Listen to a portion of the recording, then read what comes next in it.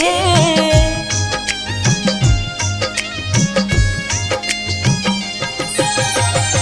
तोरे माया बिन नैना मोर रोबाते हैं। देखे बिन तोला जो ही आँखें तरसत है रे पगली। आ जनबो मोर दीवानी ए पगली। आ जनबो मोर दीवानी। दिन हा पहावे नहीं सुरता तोर आँखें। रति हम मोला रानी रात भर जगत रे पगली। आ जनबो मोर दीवानी ए पगली। आ जन रे मोर मयारू।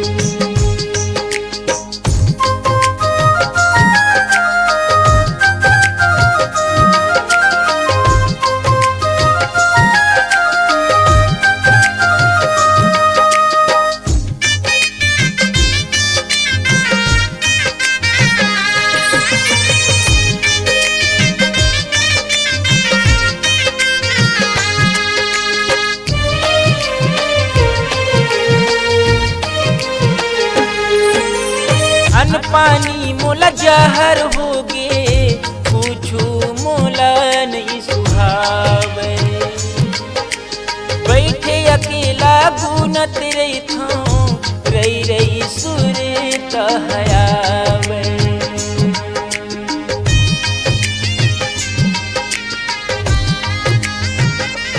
हाँ अन्न पानी मोला जहर होगे। पूछू मोला नहीं सुहावे। बैठे अकेला गुनत रही था।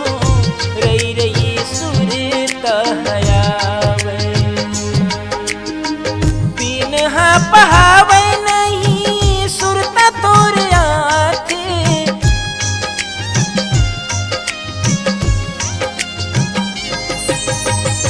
दिन हा पहावे नहीं सुरता तोर आँखें रे।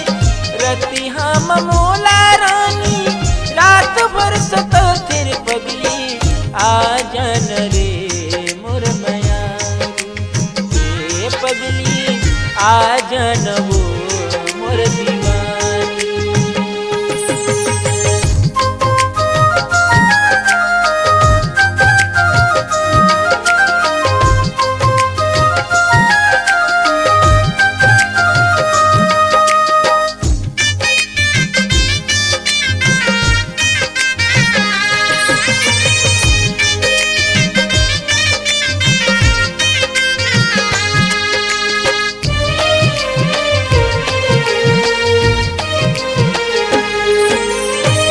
पानी के मछली बरोबर हृदय हमोरे तड़पते हैं।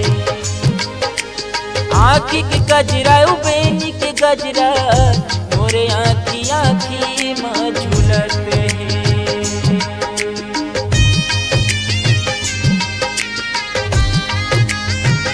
बिन पानी के मछली बरोबर हृदय हमोरे कलपते हैं। आँखी के गजरा यो बेनी के गजरा मोरे आँखी आँखी माँ झूलते हैं। दिन हा पहावे नहीं सुरता तोर आँखें रे।